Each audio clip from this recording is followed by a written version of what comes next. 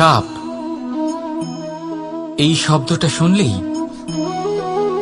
মনের মধ্যে এক ধারণা তৈরি হয়। বিষে ভরা, ফোঁস আওয়াজ করা এক ভয়ানক জীব। যদি এই সাপ কারোর বাড়িতে ঢুকে পড়ে, কোলাহল সৃষ্টি হয়ে যায়। লোকে সুরক্ষিত স্থান খুঁজতে থাকে, ভিড় জমা হয়ে যায় সেই সাপের প্রাণ নেওয়ার জন্য। কিন্তু যদি এই সাপ কোনো মন্দিরে দেখতে পাওয়া যায়, সঙ্গ সব সময় সম্মানের কারণ হয়। রাধা রাধা। জীবনে কখনো কখনো আপনি কি অর্জন করেছেন, তার থেকেও বেশি গুরুত্বপূর্ণ হলো এইটা যে আপনি কি ত্যাগ করেছেন। কিন্তু কোন কোন বিষয়ে সাবধান থাকতে হবে তা মন দিয়ে শুনুন। জীবনে যখনই আপনি আপনার লক্ষ্য স্থির করবেন, তখন ভ্রম থেকে সাবধান থাকুন, কারণ তা আপনাকে লক্ষ্যভ্রষ্ট করে দিতে পারে। যখন যাত্রা করবেন, তখন আলস্য থেকে সাবধান থাকুন, কারণ সেটা আপনাকে আপনার যাত্রা পূরণ করতে দেবে না। যখনই ন্যায় করবেন, তখন বন্ধুদের থেকে সাবধান থাকুন, কারণ তারা আপনার ন্যায় করার ক্ষমতা দুর্বল করে দিতে পারে। যখনই সাফল্য লাভ করবেন, অহংকার থেকে সাবধান থাকুন, কারণ তা আপনার সাফল্য আপনার কাছে বেশি দিন ধরে রাখতে দেবে না। আর যখনই আপনি প্রেম করবেন, নিজের থেকে সাবধান থাকুন, কারণ আমি আপনাকে কখনো আমরা হতে দেবে না। রাধা রাধা। দৃষ্টি মানুষকে দেওয়া প্রকৃতির অন্যতম শ্রেষ্ঠ উপহার। সেই দৃষ্টি যার জন্য মানুষ এই সংসার দেখতে পারে, নিজের পথ দেখতে পারে। কিন্তু সংসারে দৃষ্টি লাভ করেও সবাই মহান হতে পারে না, প্রসন্ন হতে পারে না। প্রসন্ন শুধুমাত্র তারাই হয় যাদের দৃষ্টিভঙ্গি। তাই আপনার ভাবনাগুলিকে শুভ করুন আর ভালোবেসে বলুন, রাধা রাধা। এই সংসারে জ্ঞানী কে? সেই ব্যক্তি যিনি বেদের অর্থ বোঝেন, নাকি তিনি যিনি জন্ম এবং মৃত্যুর রহস্যের সমাধান করেছেন, নাকি তিনি যিনি ৬৪ কলায় নিপুণ? না, এই সংসারে জ্ঞানী তিনি যিনি কেবলমাত্র একটা পার্থক্য বোঝেন, পার্থক্য মেনে নেওয়া আর দৃঢ় হওয়ার মধ্যে। শব্দগুলি অত্যন্ত সরল, কিন্তু যদি মন দিয়ে ভেবে দেখেন, তাহলে এর অর্থ অত্যন্ত গুরুত্বপূর্ণ। বুঝিয়ে বলছি আপনাকে, যদি মেনে নেন তাহলে হার, কিন্তু যদি দৃঢ় হন তাহলে জিত। যদি মেনে নেন তাহলে কেউ আপন, কিন্তু আপনি দৃঢ় হলে সে আপনার শত্রু। মেনে নিলে ভগবান আছেন, আর দৃঢ় হলে তা শুধুমাত্রই এক পাথর। শুধু এই পার্থক্যগুলি বুঝে নিন, সংসারের সমস্ত কিছুই আপনার কাছে পরিষ্কার হয়ে যাবে। রাধা রাধা।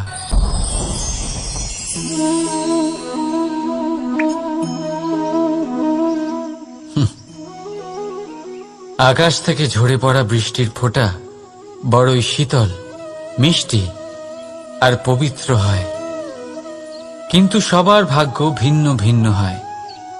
এবারে দেখুন, যদি কোনো ফোঁটা কলা পাতায় পড়ে তা শিশির হয়ে থেকে যায়। প্রকৃতির সৌন্দর্য বাড়ায়, প্রাণীদের তৃষ্ণা মেটায়। যদি কোনো ফোঁটা ঝিনুকে পড়ে তা মুক্ত হয়ে যায়, আর যদি কোনো ফোঁটা সাপের মুখে পড়ে তাহলে তা বিষ হয়ে যায়। এখানে সবার উৎপত্তি একই, কিন্তু গুণ ভিন্ন ভিন্ন হয়। কেন? কি কারণ এটার? কারণ হলো সংস্পর্শ। সংস্পর্শ বড়ই প্রভাবশালী হয়। চাইলে সে আপনার উত্তরণ ঘটাতে পারে, আবার চাইলে আপনার পতনও ঘটাতে পারে। এবার বৃষ্টির ফোঁটা এটা চয়ন করতে পারে না যে তার সংস্পর্শ কি হবে, তার ভাগ্য কি হবে। কিন্তু আমরা তো মানুষ, আমরা তো আমাদের সঙ্গ বাঁচতে পারি। তাই ভাবনা চিন্তা করে নিজের সঙ্গ বাছুন। এই চয়ন কিন্তু আপনারই, আর এর পরিণামও আপনাকেই ভোগ করতে হবে। রাধা রাধা। আমার সামনে রয়েছে গরুর দুধ, যা 2 দিন পর্যন্ত ভালো থাকে। যদি এই দুধ গরম করে জমানো হয় তাহলে তৈরি হয় দই, যা 3-4 দিন অবধি ভালো থাকে।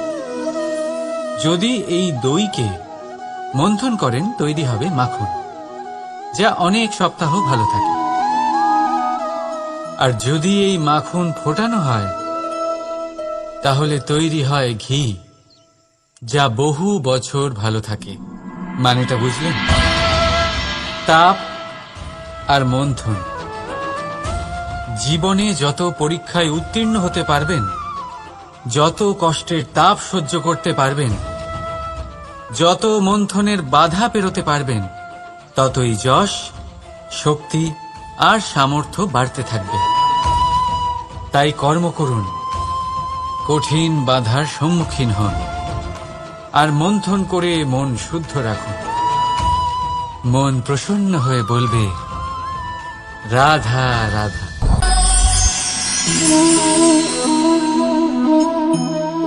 এই ফল দেখতে পাচ্ছেন আপনি? সবাই জানে এই ফলের থেকে বেরোনো বীজ একটা নতুন বৃক্ষকে জন্ম দেবে, যে নতুন বৃক্ষ আবার এমন এক ফলের জন্ম দেবে। কিন্তু আপনি কি কখনো ভেবে দেখেছেন ফল আর বীজের সম্পর্ক এতই গভীর, অথচ বৃক্ষের মূল আর বৃক্ষের শাখার মধ্যে এত দূরত্ব কেন? কারণ দূরত্ব অতি আবশ্যক। যদি আপনি কাউকে নিজের কাছে চিরকালের জন্য রাখতে চান, তখন তাদের থেকে দূরত্ব কিছু সময় দরকারি।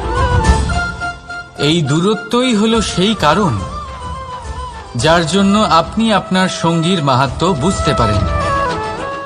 এই দূরত্বের জন্যই আপনি আরো প্রেরণা পান যাতে তাদের সাথে আবার দেখা হয়। আর সেই জন্য মনে রাখবেন, দূরত্ব কখনোই খারাপ নয়। ফলের থেকে বীজের এই দূরত্বই নতুন ফল হওয়ার কারণ হয়ে দাঁড়ায়। প্রেমের আসল পরীক্ষা হয় এই দূরত্ব দিয়েই। তাই দূরত্বের সাথেও প্রেম করুন, আর ভালোবেসে বলুন রাধা রাধা। কস্তুরী তাকে ধারণ করে যে হরিণ তার নাভিতে থাকে, কিন্তু সেই হরিণ ওই কস্তুরীর সুগন্ধ নিয়ে তা পাওয়ার জন্য এদিক ওদিক ছুটে বেড়াতে থাকে। সেই হরিণ এই কস্তুরী অবশ্যই পেতে পারে যদি সে নিজের ভেতরে উঁকি মেরে দেখে। এবারে দেখুন, সুর বাঁশির মধ্যেই থাকে, শুধু প্রয়োজন তাকে খুঁজে বার করার চেষ্টা, অবিরাম চেষ্টা। ঠিক এরকমই হয় আমাদের শক্তি, যা আমাদের ভিতরে লুকিয়ে আছে। ভাবুন, যখন পরমাত্মা আমাদের ভেতরেই আছেন, তখন তাকে আমরা বাইরে খুঁজব কেন? আমরা নিজেদের অন্তরে তখনই দেখি যখন অপরের থেকে সাহায্যের সমস্ত আশাই শেষ হয়ে যায়। তাই জীবনে কেউ সাহায্য করবে এই আশা করে বসে থাকবেন না, নিজেই নিজেকে সাহায্য করুন। রণক্ষেত্রে আপনি ভালো সারথি পেতেই পারেন, কিন্তু জীবনের এই যাত্রাপথে আপনাকেই নিজের সারথি হতে হবে। রাধা রাধা। আমার দাদা আমাকে অনেকবার বলেছেন, কানাই তুমি তো স্বয়ং নারায়ণ, তুমি এক তুড়িতেই সবকিছু এমনি ঠিক করে দাও না কেন? এবার দাদাকে কি করে বোঝাবো?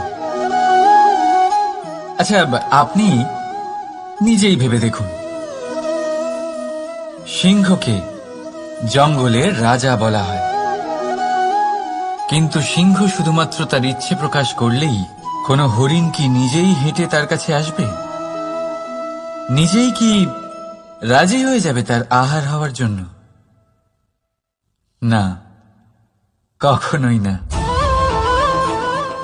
যে কোনো কাজকে সফল করে তোলার জন্য আপনাকে চেষ্টা করতে হবে, পরিশ্রম করতে হবে, যাতে সেই কাজ ভালোভাবে সম্পন্ন হয়। শুধু ইচ্ছে দিয়েই কোনো কার্যসিদ্ধি হবে না। ইচ্ছে থেকে স্বপ্ন তৈরি হয়, তবে সেইগুলো সফল করতে গেলেও আপনাকে পরিশ্রম তো করতেই হবে। মনে করুন আপনার ইচ্ছে হলো খেতে, আর কোনো দয়ালু ব্যক্তি এসে আপনার সামনে খাবার রেখে দিল, তাও তা খেতে গেলে পরিশ্রম আপনাকেই করতে হবে। যদি ভালোবাসার ইচ্ছে থাকে তাহলেও নিঃস্বার্থ নিষ্পাপ মনে ভালোবাসুন। দেখুন, আপনি স্বপ্নে অবশ্যই উঠতে পারেন, কিন্তু এই পৃথিবীতেই আপনাকে বেঁচে থাকতে হবে। আর যদি এই ধরিত্রীতে আপনি এগিয়ে যেতে চান, তাহলে এই ভূমিকে পা দিয়ে আপনাকে পিছনে ঠেলতেই হবে। রাধা রাধা। জীবনে আমাদের অনেকের সাথে দেখা হয়, অনেকের সাথে বাক্যালাপ হয়। বহু মানুষকে প্রসন্ন বলে মনে হয়, আবার বহু মানুষকে চিন্তিত বলে মনে হয়। কিন্তু আপনি যদি এটা বোঝার চেষ্টা করেন যে কে বেশি প্রসন্ন থাকে আবার কে বেশি চিন্তিত থাকে, তাহলে আপনি এটা লক্ষ্য করবেন যে বৃদ্ধ আর যুবক বেশিরভাগ সময় চিন্তিত থাকেন, অন্যদিকে বালক তাহলে ভুলে যান গতকাল আর আগামীকালের চিন্তা। বর্তমানে আনন্দ করুন, কারণ এই বর্তমান আপনার ভবিষ্যৎ উজ্জ্বল করতে পারে। আবার এই বর্তমান আগামী সময়ে আপনার সেই বিগত কাল হবে যার কথা ভেবে আপনার গর্ব হবে। রাধা। এই সংসারের অন্তের এর বিনাশের প্রারম্ভ কিভাবে হয়? কোন যোগের মাধ্যমে, কোন ভয়ানক অসুরের আগমনে, নাকি প্রকৃতির রাগের কারণে? সুখের ভাগীদার হন, আর শেষে যখন এই আমি আমরাতে পরিণত হবে, তখন এই বিনাশ নিজে থেকেই দূরে চলে যাবে। তাহলে আমরাতে বিশ্বাস করতে শিখুন, আর আমার সাথে ভালোবেসে বলুন রাধা রাধা। এই মুদ্রা। এবারে ভাবুন, এটাই আমাদের জীবন, জীবনের সুখ আর দুঃখ। এই মুদ্রার এই জীবনের দুটি দিক। কিন্তু যখনই আমরা ঈশ্বরের কাছে প্রার্থনা করি, তখনই আমরা সুখ চাই, আর সেই সুখ আসেও। আর যখনই সেই সুখ আসে, তখন ব্যক্তি সর্বপ্রথম তাকে ভুলে যায় যে দুঃখের সময় ওনার সাথে ছিলেন। আর এমত অবস্থায় উনি সাহায্য করেন না, উনি করেন উপকার। আর এই উপকারের বদলে মানুষের থেকে উনি নিজের জন্য শ্রদ্ধা চান। আর সেই শ্রদ্ধা, সেই চাহিদার কারণে উনি নিজেকে অন্যদের থেকে শ্রেষ্ঠ, অন্যদের থেকে ভিন্ন মনে করতে বিবশ হয়ে যান। আর আলাদা হবার কারণে তার মধ্যে জেগে ওঠে অহংকার, আর সেটাই হয় তার পতনের কারণ। এবার এতে কি করা যেতে পারে? কি চাওয়া যেতে পারে ঈশ্বরের কাছে? এই প্রশ্ন অবশ্যই মনে আসে। ঈশ্বরের কাছে চান সুখ, শুধুমাত্র ততটাই যাতে অহংকার না আসে, আর দুঃখ ততটাই যাতে শ্রদ্ধা না চলে যায়। রাধা রাধা। এই সংসারে এমন কিছুই নেই যা সব সময় একই থাকবে। যা কিছু নির্মাণ হয়েছে তা একদিন অবশ্যই ভেঙে পড়বে, কিন্তু এই ভেঙে যাওয়ার বিশ্লেষণ আপনি কিভাবে করবেন তা আপনার উপরে নির্ভর করছে। ওই আকাশের দিকে তাকান, ওই মেঘ, ওটাও ভেঙে পড়ে, কিন্তু নিজে ভেঙে পড়ার সাথে বর্ষাকে তৈরি করে যায়। মাটির ডেলা অবশ্যই ভেঙে পড়ে, কিন্তু ব্যবহারযোগ্য মাটির রূপ নিয়ে। এই ধরিত্রীর বুকে কোনো এক বীজ যখন ভেঙে পড়ে, তখন ধরিত্রীর উপর এক বিশাল আকারের বৃক্ষ নির্মাণ করে। যদি জীবনে কিছু ভেঙে পড়ে, তাহলে নিরাশ হয়ে পড়বেন না, নিজের সাহস হারাবেন না। ধনাত্মক দৃষ্টিভঙ্গি দিয়ে দেখতে চেষ্টা করুন। মনে করুন, নিয়তি নিশ্চয়ই আপনার জন্য আরো ভালো কিছু ভেবে রেখেছে, যা ভবিষ্যতে আপনার প্রতীক্ষা করছে। ধনাত্মক চিন্তা ভাবনা করতে থাকুন, তারপর দেখবেন শ্রেষ্ঠ রচনা নিজেই তৈরি হবে। রাধা রাধা। চলতে থাকা, থেমে যাওয়া, বিশ্রাম নেওয়া, তারপর দম নিয়ে পুনরায় দাঁড়িয়ে পড়া, আর তারপর আবার সেই পথ চলা। এটা জীবনের অভিন্ন এক অঙ্গ, এটার থেকে আপনি পালাতে পারবেন না। কিন্তু এই অঙ্গকে আপনি নিজের জীবনে কিভাবে প্রয়োগ করবেন, কিভাবে তাকে কাজে লাগাবেন, সেই সিদ্ধান্ত আপনাকে নিতে হবে। যারা হেরে যান তারাও জীবনে থমকে যান, আবার যারা জেতেন তারাও দাঁড়িয়ে পড়েন। যারা হেরে যান তারা হাঁপিয়ে দাঁড়িয়ে পড়েন, যারা জিতে যান তারা দাঁড়িয়ে পড়েন সেই সর্বোচ্চ স্তরে পৌঁছে গিয়ে।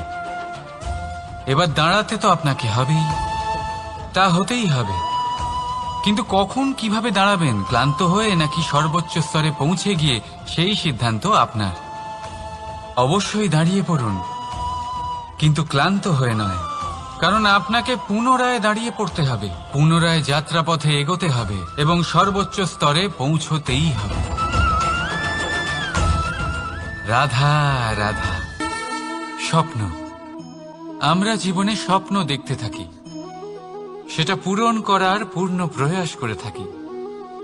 কিন্তু এই স্বপ্ন পূরণ না হওয়ার পরিস্থিতিতে আমরা ভেঙে পড়ি, ছিন্ন বিচ্ছিন্ন হই, আর তারপরই বোঝা আমরা আগামী প্রজন্মের ওপর রীতিমতো চাপিয়ে দিই। আমরা এটাই মনে করি যে আমরা যেটা হতে পারিনি সেটা আমাদের সন্তান অবশ্যই হবে। আমরা যা কখনো পাইনি আমাদের সন্তান অবশ্যই তা পাবে। এটা যে অনুচিত সেটা আমরা ভাবি না, কিন্তু এটা ভুল, আর এই ভুল আমরা সকলেই করে থাকি। সন্তান প্রকৃতি আর পরমাত্মার আশীর্বাদ। ওদের ভেতরে তাদের নিজের একটা অস্তিত্ব লুকিয়ে থাকে, সেটা মন দিয়ে দেখুন তো। আপনি শুধু ওই সন্তানকে জন্ম দিয়েছেন, কিন্তু ওর জীবন আপনার নয়।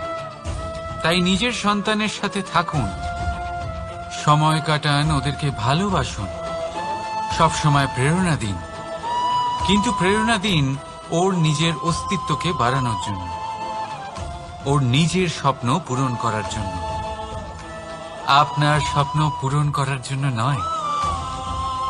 ওদের অস্তিত্বকে পূর্ণাঙ্গে বৃদ্ধি পেতে দিন। রাধা রাধা। এই পুকুর দেখছেন আপনি, পুকুরের জল কখনো প্রবাহিত হয় না, একই স্থানে জমে থাকে, আর সেই কারণে কিছুদিন পর ময়লা হতে শুরু করে। কিন্তু তাও আমরা একে ত্যাগ করি না, আমরা তবুও একে পুজো করি। শুধুমাত্র এই কারণে নয় যে অতীতে সে আমাদের তৃষ্ণা মিটিয়েছে, কিন্তু এই কারণেও যে যদিও বা সে ভবিষ্যতে আমাদের তৃষ্ণা না মেটায়, কিন্তু প্রয়োজন হলে আগুন অবশ্যই নেভাতে পারে। ঠিক সেই রকমই হয় আমাদের সম্পর্ক, সম্পর্ক যা আমরা বহু বছর পরিশ্রম করে তৈরি করি, যে দরকার পড়লে আমাদের সহায়ক হয় কোনো না কোনোভাবে। সেই জন্য সম্মান করতে শিখুন এই সম্পর্কগুলিকে। শিখুন এই সম্পর্কগুলিকে অটুট রাখতে। কথায় কথায় এই সম্পর্কগুলিকে ভেঙে দিতে শিখবেন না। রাধা রাধা। বিষ, এই শব্দটা শুন, কিন্তু না, এই সমস্ত রকম বিষ সেই বিষের সামনে টিকতে পারবে না যাকে আমরা বলে থাকি কানের মধ্যে ঢালা বিষ। শুনতে অত্যন্ত মিষ্টি, কিন্তু তিক্ততায় অত্যন্ত বিষাক্ত। পেটের মধ্যে যাওয়া এই বিষ শুধুমাত্র একটি মানুষের মৃত্যুর কারণ হয়, কেবল একটি। কিন্তু কানের মধ্যে ঢালা এই বিষ একাধিক সম্পর্কের নাশ করতে পারে। আর এটাতে সেই ব্যক্তির ভুল নেই যে আপনার কানে বিষ ভরেছে। আপনি তাকে দোষ দিতে পারেন না। এখানে দোষ আপনার নিজের, যে এই বিষকে আপনি নিজের উপরে প্রভাব ফেলতে দিয়েছেন। এই বিষকে সুযোগ দিয়েছেন আপনার ক্ষতি করতে। এটা আপনার ভুল। সেই জন্য কুমন্ত্রণায় কখনো কান দেবেন না। আপনার মনে ভালোবাসার দৃঢ়তা জাগিয়ে তুলুন আর নষ্ট করে দিন এই সংসারের সমস্ত বিষের প্রভাবকে। রাধা রাধা। জীবন, আমাদের এই জীবন সুখ আর দুঃখ, এই দুইয়ের মিশ্রণ। এদের সংমিশ্রণই জীবনের ভারসাম্য বজায় রাখে। এখন এই সুখ, সুখ এমন এক বস্তু যাকে সবাই খুঁজে চলেছে। দুঃখ এমন এক অনুভূতি যা সবার কাছে আছে। আমাদের প্রত্যেকের জীবনে সুখ আর দুঃখ আসতে থাকবে আর যেতেও থাকবে। এটা অবশ্যই জীবনে থাকবে, কিন্তু সফলতা এটা সবার জীবনে আসে না। কেন? কারণ এই সফলতা সুখ আর দুঃখের দ্বারা প্রাপ্ত হয় না। সফলতা প্রাপ্ত হয় নিজের উপরে বিশ্বাস করতে থাকলে। আকাশের ওই সূর্যকে দেখুন। সূর্যের বিশ্বাস আছে নিজের উপর যে সে সমস্ত জগৎকে আলোকিত করতে পারবে। নিজের প্রথম রশ্মি দিয়ে অন্ধকারকে দূর করতে পারবে। সূর্য এই বিশ্বাস নিয়েই আসে, আর কিছুক্ষণের মধ্যেই সমস্ত সংসার থেকে অন্ধকারকে বিনাশ করে ফেলে সে। তাহলে মনে রাখবেন, এই সুখের আভাস, এই দুঃখের অনুভূতি আসতেও থাকবে আর যেতেও থাকবে। শুধু নিজের উপরে বিশ্বাস রাখুন, তারপর দেখবেন এই সফলতা আপনার দাস হয়ে থাকবে। রাধা রাধা। চাঁদ কত শ্রেয়, শুভ্র, কত সুন্দর। কিন্তু যদি আপনি মনোযোগ সহকারে দেখেন তাহলে দেখবেন এই চাঁদেও দাগ আছে। আর এই দাগগুলি থাকার কারণে কি এই চাঁদের মাহাত্ম্য কখনো কমে যায়? কখনো নয়। এর কারণ হলো চাঁদের নিরন্তর চেষ্টা। একবার এই আকাশে দেখুন। এই অন্ধকার সবসময় চেষ্টা করে চাঁদকে ঢেকে দেওয়া, কিন্তু এই চাঁদ সবসময় এই অন্ধকারের সাথে লড়াই করতে থাকে। অমাবস্যা থেকে শুরু করে চাঁদের এই যাত্রা পূর্ণিমা অবধি পৌঁছেই যায়। আর তাই এই চাঁদের পুজো করা হয়। এই কারণে এই চাঁদকে মাহাত্ম্য দেওয়া হয়। এইভাবেই যদি আপনার মধ্যে কোনো দোষ থাকে, কোনো খারাপ কিছু থাকে, তাহলে সেটা কোনো বড় ব্যাপার নয়। চেষ্টা করুন সেটাকে শুধরে নেওয়ার। কিন্তু সেই কারণে নিজেকে খারাপ মনে করা, এটা অনুচিত। নিজের ভুলগুলো, নিজের দোষগুলো, নিজের খারাপ দিকের কথা ভুলে আপনি এই সংসারের ভালোর দিকে প্রস্থান করেই দেখুন না।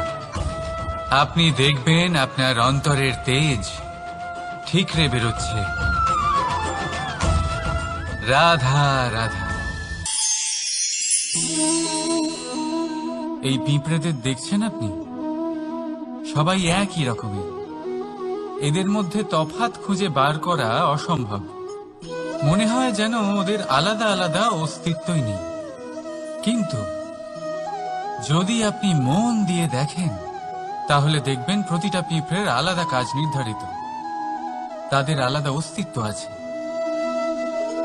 কেউ বাড়ি বানানোর জন্য মাটি সংগ্রহ করতে পটু, কেউ ঢিপি বানাতে পটু, কেউ খাবার খোঁজায় পটু, আবার কেউ সেই খাবার আনায় পটু। ঠিক সেরকমই হয় মানুষেরা। মনে হতেই পারে সবাই একই রকম, কিন্তু প্রতিটা মানুষের ব্যক্তিত্ব, প্রতিটা মানুষের অস্তিত্ব ভিন্ন হয়। আর সত্যি কথা বলতে কি, প্রতিটা মানুষের ভিন্নতাই আমাদের প্রগতির দিকে নিয়ে যায়। ভাবুন, যদি আপনাকে কারোর সাথে হাত মিলিয়ে চলতে হয়, তাহলে আপনাকে আপনার সোজা হাত তার উল্টো হাতে ধরে এগোতে হবে। এটাই সৃষ্টিকর্তার সৃষ্টির নিয়ম। ভিন্নতা, এই ভিন্নতাকে আশীর্বাদ ভেবে চলুন, এতে কোনো খারাপ নেই। রাধা রাধা। দাদা আমাকে বহুবার জিজ্ঞেস করেন যে, কানাই, তুমি রাধার সাথে এই সংসারকে প্রেম শেখাতে এসেছো, তাহলে কেন তুমি রাধাকে এত বিরক্ত করো?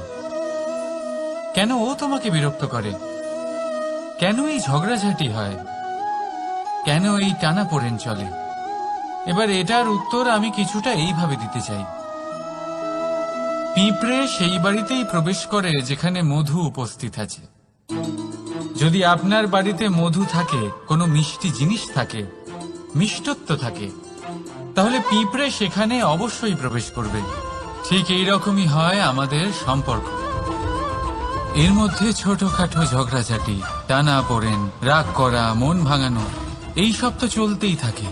বিশেষ করে সেই সম্পর্কগুলিতে যেখানে মিষ্টত্ব আছে। মনে রাখবেন, যেই সম্পর্কে কোনো খুনসুটি নেই, রাগ করা, মান ভাঙানো নেই, কোনো ছোটখাটো ঝগড়াঝাটি নেই, সেই সম্পর্ক শুধুমাত্র মস্তিষ্ক দিয়ে পালন করা হচ্ছে, মন থেকে নয়। তাই মন থেকে ভালোবাসতে শিখুন। আর এই ছোটখাটো ঝগড়াঝাটির, এই অম্ল মধুর খুনসুটির আনন্দ উপভোগ করুন, কারণ এতেও ভালোবাসা আছে। রাধা রাধা। এই পুস্তক বড়ই কাজের জিনিস। কাহিনী হোক, কবিতা হোক, স্মৃতি হোক, এতে যাই লিখে দেবেন তা ভবিষ্যতের পুঁজি হয়ে যাবে। কিন্তু যদি কখনো এমন হয় যে এই পুস্তক ময়লা হয়ে যায়, বা যদি কোনো পাতায় আপনি ভুল করে কালি ফেলে দেন, বা কোনো বাক্য লিখতে গিয়ে আপনি ভুল করে ফেলেন, তাহলে আপনি কি করেন? সেই পুস্তক কি আপনি তুলে ফেলে দেন? না, তাই তো। শুধু একটা পাতা ছিঁড়ে ফেলেন, যাতে সেই পুস্তক সঠিক থাকে, সুন্দর হয়ে ওঠে। এই পুস্তকের মতোই হয় আমাদের সম্পর্ক। তার সেই এক পাতা, একটা ভুল। তাই যে কোনো সম্পর্কে যদি কারোর কোনো ভুল হয়ে গিয়ে থাকে, তাহলে সেই ভুলকে সম্পর্ক থেকে দূরে করা সঠিক হবে।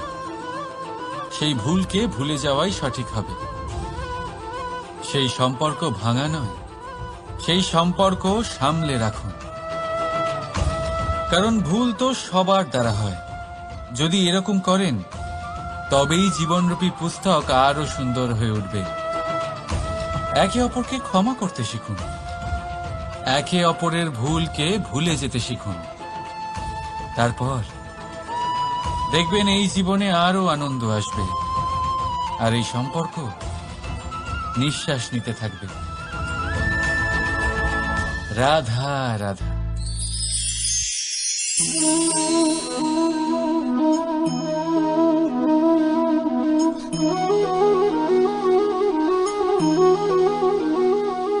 আমার এই ছায়া দেখতে পাচ্ছেন আপনি?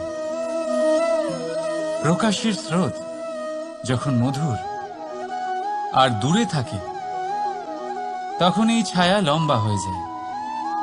কিন্তু যেই প্রকাশের স্রোত মাথার উপরে চলে আসে, এই ছায়ার আকার ক্রমশ ছোট হতে থাকে, আর অন্ধকারে তো এই ছায়া বিলুপ্ত হয়ে যায়। কিছুটা এরকমই হয় আমাদের অহংকার। সুখের আগমন হলে, বৈভবের উপলব্ধিতে এটা বাড়তে থাকে, কিন্তু যেই সংকটের তাপ বেড়ে ওঠে, অহংকার ছোট হতে থাকে। আর যখন সংকটের এই অন্ধকার আমাদের চারিদিক থেকে ঘিরে ধরে, তখন এই অহংকার আমাদের ছায়ার মতোই বিলুপ্ত হয়ে যায়।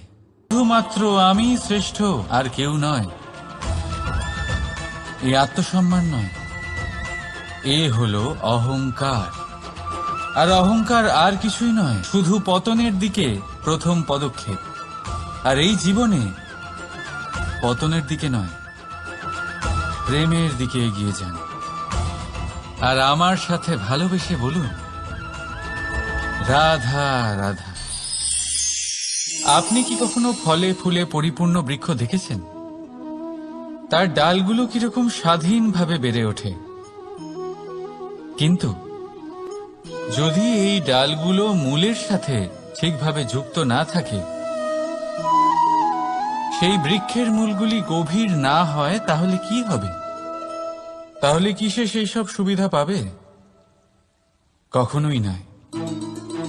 সেই বৃক্ষের ডাল পড়ে যাবে, সেই বৃক্ষ ভূমিষ্ঠ হয়ে যাবে। ঠিক সেইভাবেই চিন্তাভাবনার স্বাধীনতার আনন্দ আপনি তখনই আস্বাদন করবেন, যখন আপনার শিক্ষা গভীর হবে। তাই স্বাধীন থাকুন দৃষ্টিভঙ্গিতে, কিন্তু যুক্ত থাকুন শিক্ষার সাথে। রাধা রাধা। সমাজ, আমরা এই সমাজে বাস করি, আর বহুবার একটা গুরুত্বপূর্ণ কথা ভুলে যাই। এই সমাজ আমরা সকলে মিলে তৈরি করি। সমস্ত সময় কাটিয়ে দিই এইটা ভাবতে ভাবতে যে এই সমাজ কি ভাববে, আমার কি করা উচিত, আমার কি ভাবা উচিত, কি পড়া উচিত, কোনটা সঠিক কোনটা ভুল। যদি আমি এটা করি, তাহলে কয়েকজনের এটা মনে হবে না তো যে আমি খারাপ, যখন আমি তা নই। মনে ভয় উৎপন্ন হয় সেই কয়েকজন মানুষের জন্য। তার কারণ হলো, আমরা আমাদের মনের কথা শুনতে পাই না, না শুনতে পারি, না বলতে পারি, আর না করতে পারি। সেই কয়েকজন মানুষের ভয় আমরা খারাপের বিরোধিতা করা ছেড়ে দিই। কিন্তু কখনো নিজেকে জিজ্ঞেস করুন, শেষ পর্যন্ত কারা এই কয়েকজন মানুষ? এই সংসারে প্রতিটি মানুষেরই নিজের আলাদা আলাদা ব্যক্তিত্ব আছে, আলাদা দৃষ্টিভঙ্গি আছে। তাই যদি আপনি এটা ভাবেন যে আপনি সবাইকে খুশি করতে পারবেন, তাহলে আপনি ভীষণ বড় ভুল করছেন। জীবনে কর্ম তাই করুন যাতে আপনার অন্তরাত্মা সন্তুষ্ট হয়। আর অন্তরাত্মা সন্তুষ্ট তখনই হবে যখন আপনার কর্ম শুভ হবে। তাই নিজের মনের কথা শুনে এই সংসারে শুভ কর্ম করতে থাকুন, তবেই এই সংসারের কর্মে আপনি সার্থক হবেন। রাধা রাধা।